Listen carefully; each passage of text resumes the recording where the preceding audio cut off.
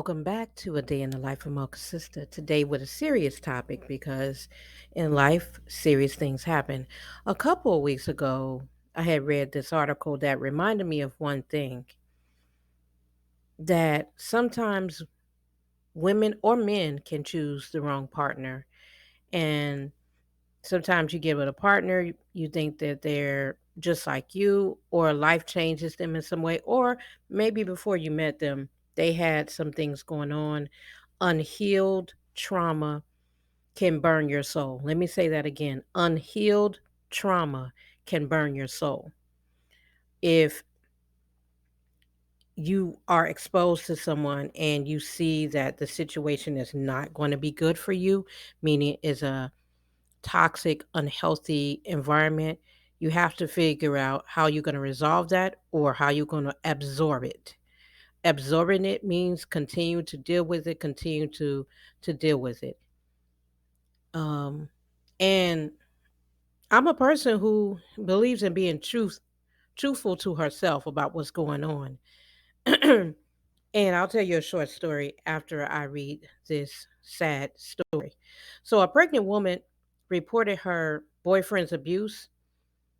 He did not get arrested until after her murder.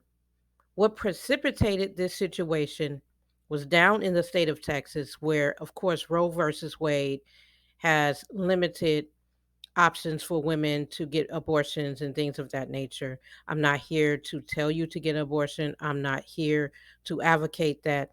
I'm advocating healthy relationships in this podcast commentary, okay? Um I saw that this woman went to get an abortion. Backstory on Gabriella Gonzales. She filed a report with Dallas police back in March.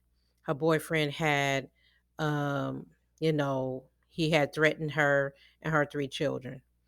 And basically, she went to get an abortion, and basically, he found a way to hurt her. And that's why I'm talking about it. Gabriella had three children with, three kids with him. And I guess in her mind, she decided that she wasn't going to mess around with him no more.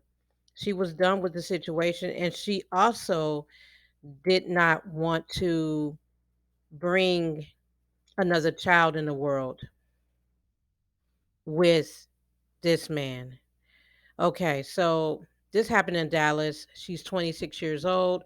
Her ex was a little bit I think I think she was 26 and he was in his 20s.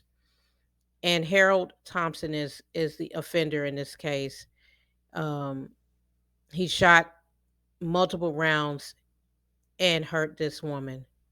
That's all I can tell you. It's a sad situation because now her family has to explain to those three kids